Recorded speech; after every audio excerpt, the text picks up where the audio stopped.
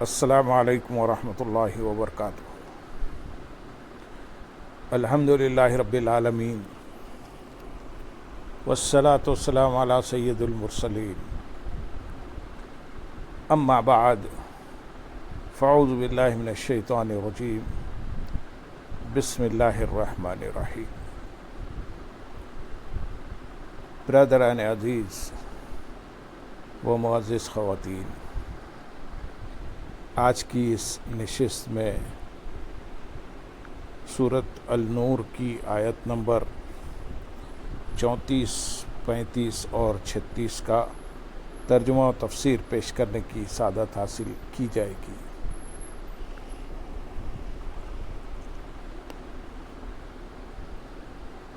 وَلَقَدْ أَنزَلْنَا إِلَيْكُمْ آيَاتٍ مُبَيِّنَاتٍ وَمَثَلًا مِّنَ الَّذِينَ خَلَوْا مِن قَبْلِكُمْ وَمَوْعِظَةً لِّلْمُتَّقِينَ۔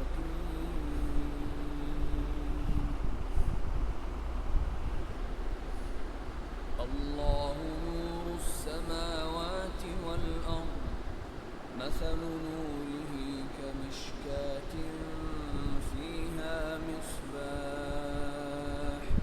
الْمِصْبَاحُ فِي زُجَاجَةٍ، الزُّجَاجَةُ كَأَنَّهَا كَوْكَبٌ دُرِّيٌّ يُوقَدُ مِن شَجَرَةٍ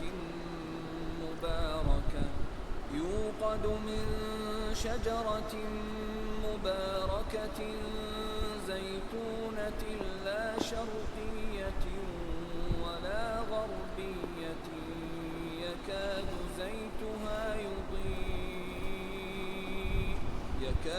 زَيْتُهَا يُضِيءُ وَلَوْ لَمْ تَمْسَسْهُ نَارٌ، نُّورٌ عَلَى نُورٍ، يَهْدِي اللَّهُ لِنُورِهِ مَن يَشَاءُ، وَيَضْرِبُ اللَّهُ الْأَمْثَالَ لِلنَّاسِ، وَاللَّهُ بِكُلِّ شَيْءٍ عَلِيمٌ۔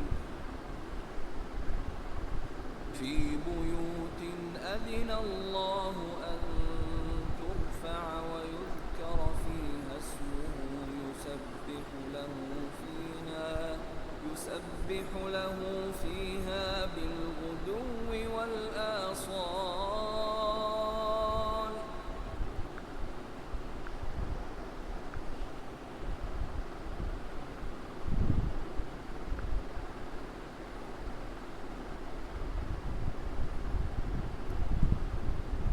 اور بے شک ہم نے تمہاری طرف روشن آیتیں اور تم سے پہلے لوگوں کا حال اور ڈر والوں کے لیے نصیحت نازل فرمائی،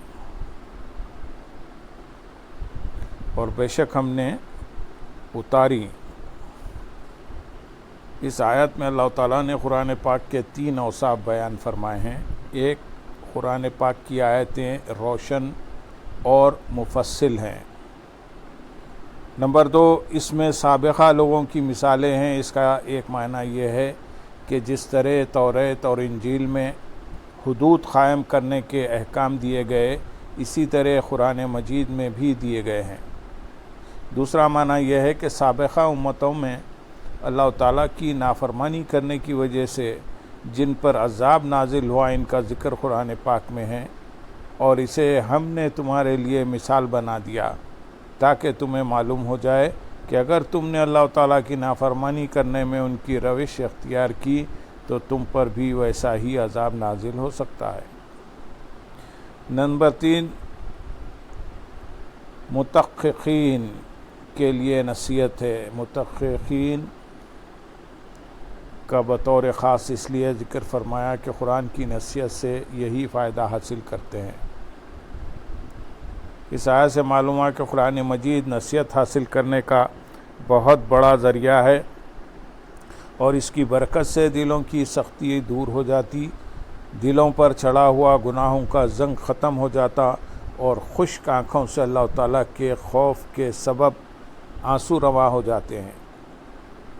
حضرت عبداللہ بن عمر رضی اللہ تعالیٰ عنہما سے روایت نبی کریم صلی اللہ علیہ وسلم نے ارشاد فرمایا، یہ دل ایسے زنگالود ہوتے رہتے ہیں جیسے لوہا پانی لگنے سے زنگالود ہو جاتا ہے۔ عرض کی گئی، یا رسول اللہ صلی اللہ علیہ وسلم ان دلوں کی صفائی کیا ہے؟ آپ صلی اللہ علیہ وسلم نے ارشاد فرمایا، موت کی زیادہ یاد اور قرآن کریم کی تلاوت۔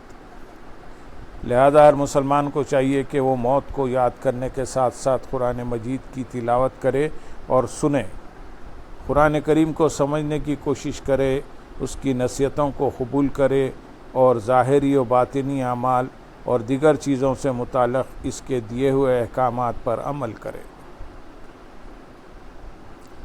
آیت نمبر 35 میں ارشاد ہے، اللہ آسمانوں اور زمینوں کو روشن کرنے والا ہے، اس کے نور کی مثال ایسی ہے جیسے ایک طاق ہو جس میں چراغ ہے، وہ چراغ ایک فانوس میں ہے، وہ فانوس گویا ایک موتی کی طرح چمکتا ہوا ستارہ ہے جو زیتون کے برکت والے درخت سے روشن ہوتا ہے، جو نہ مشرق والا ہے اور نہ مغرب والا ہے۔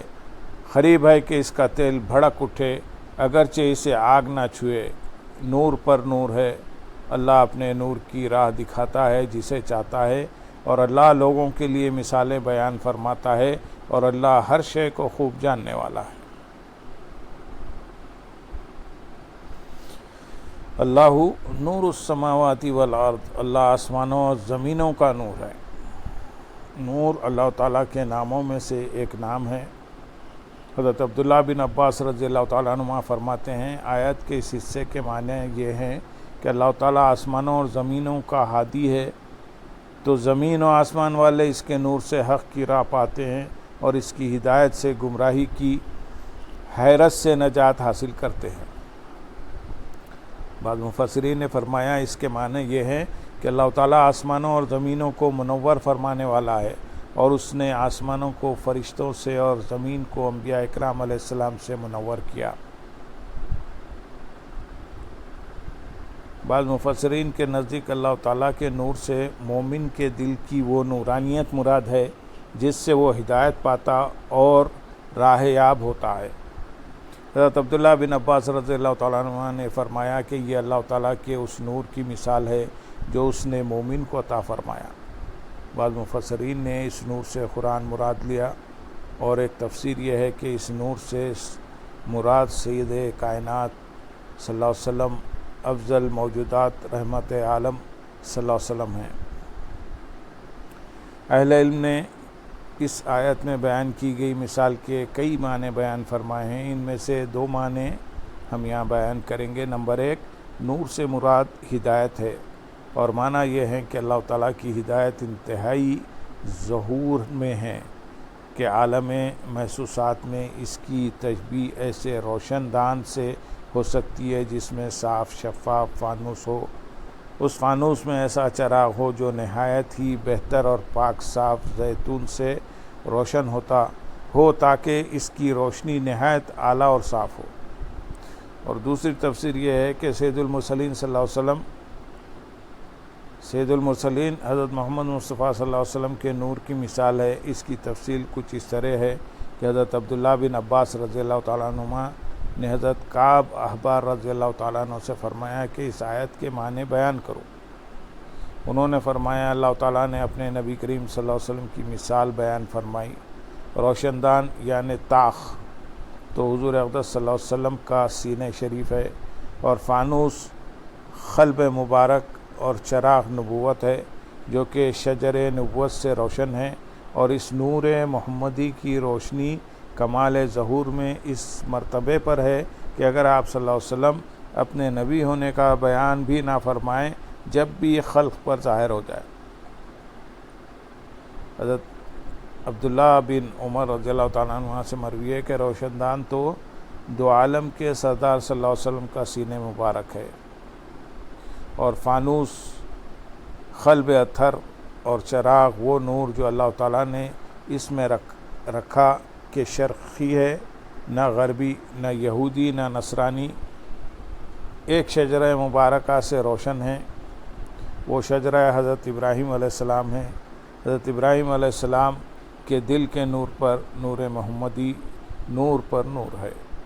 اللہم صلی علی سیدنا محمد وعلی آل سیدنا محمد۔ حضرت محمد بن کعب خرزی رضی اللہ تعالیٰ عنہ نے فرمایا کہ روشن دان اور فانوس تو حضرت اسماعیل علیہ السلام ہیں، اور چراغ حضور اقدس صلی اللہ علیہ وسلم، اور شجر مبارکہ حضرت ابراہیم علیہ السلام کہ اکثر انبیاء علیہ السلام آپ کی نسل سے ہیں، اور شرقی و غربی نہ ہونے کے یہ معنی ہیں کہ حضرت ابراہیم علیہ السلام نہ یہودی تھے نہ عیسائی، کیونکہ یہودی مغرب کی طرف نماز پڑھتے ہیں اور عیسائی مشرق کی طرف۔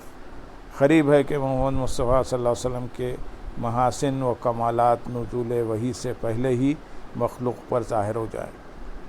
نور پر نور یہ کہ نبی کی نسل سے نبی ہیں، اور نور محمدی نور ابراہیمی پر ہے۔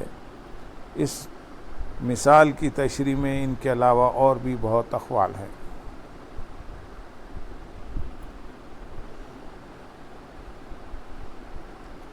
آیت کے اگلے حصے میں ارشاد ہے، برکت والے درخت زیتون سے۔ زیتون کا درخت انتہائی برکت والا ہے، کیونکہ اس میں بہت سارے فوائد ہیں، جیسے اس کا روغن جس کو زیت کہتے ہیں انتہائی صاف اور پاکیزہ روشنی دیتا ہے، سر میں بھی لگایا جاتا ہے اور سالن کی جگہ روٹی سے بھی کھایا جاتا ہے۔ دنیا کے اور کسی تیل میں یہ وصف نہیں۔ زیتون کے درخت کے پتے گرتے، یہ درخت نہ سرد ملک میں واقع ہے نہ گرم ملک میں، بلکہ ان کے درمیان ملک شام ہے کہ نہ اسے گرمی سے نقصان پہنچے نہ سردی سے، اور وہ نہایت عمدہ و اعلیٰ ہے، اور اس کے پھل انتہائی معتدل ہیں۔ زیتون سے متعلق حضرت ابو سعید رضی اللہ تعالیٰ عنہ سے روایت ہے، رسول کریم صلی اللہ علیہ وسلم نے ارشاد فرمایا، زیتون کھاؤ اور اس کا تیل استعمال کرو، یہ مبارک درخت ہے۔ آیت نمبر 36 میں ارشاد ہے، ان گھروں میں ہیں جن کی تعظیم کرنے اور ان میں اللہ کا نام ذکر کیے جانے کا اللہ نے حکم دیا ہے، ان میں صبح و شام اللہ کی تسبیح بیان کرتے ہیں۔ اس آیت کا تعلق اس سے پہلی والی آیت کے ساتھ ہے، اور معنی یہ ہے کہ نور الہی کی مثال اس طاق کی طرح ہے جو ان گھروں میں ہے جنہیں بنانے، ان کی تعظیم و تطہیر کرنے اور ان میں اللہ تعالیٰ کا نام ذکر کیے جانے کا اللہ تعالیٰ نے حکم دیا ہے، ان گھروں سے مسجدیں مراد ہیں۔ آیت کی مناسبت سے یہاں مسجد بنانے کے حکم، مسجد بنانے کے فضائل اور انہیں پاک و صاف رکھنے سے متعلق چند حدیث ہم یہاں پیش کریں گے۔ نمبر 1، حضرت عبداللہ بن عباس رضی اللہ تعالیٰ عنہ نے فرمایا، مسجدیں زمین میں اللہ تعالیٰ کے گھر ہیں، یہ آسمان والوں کے لیے ایسے روشن ہوتی ہیں جیسے زمین والوں کے لیے آسمان کے ستارے روشن ہوتے ہیں۔ نمبر 2، حضرت عائشہ صدیقہ رضی اللہ تعالیٰ عنہ سے روایت ہے، حضور اقدس صلی اللہ علیہ وسلم نے محلوں میں مسجدیں تعمیر کرنے اور انہیں پاک صاف رکھنے کا حکم دیا۔ نمبر 3، حضرت عمر فاروق رضی اللہ تعالیٰ عنہ سے روایت ہے، حضور پرنور صلی اللہ علیہ وسلم نے ارشاد فرمایا، جو اللہ تعالیٰ کے ذکر کے لیے مسجد بنائے، اللہ تعالیٰ اس کے لیے جنت میں گھر بناتا ہے۔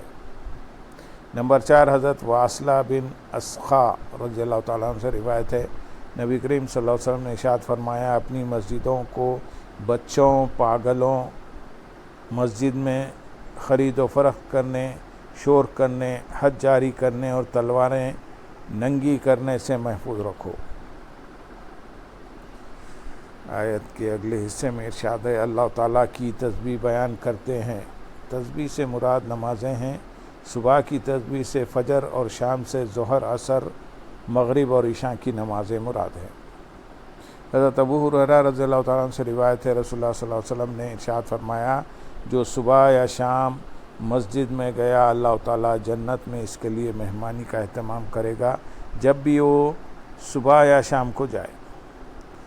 اللہم صلی علی سیدنا محمد وعلی آل سیدنا محمد وبارک وسلم، وآخر دعوانا ان الحمد للہ رب العالمین۔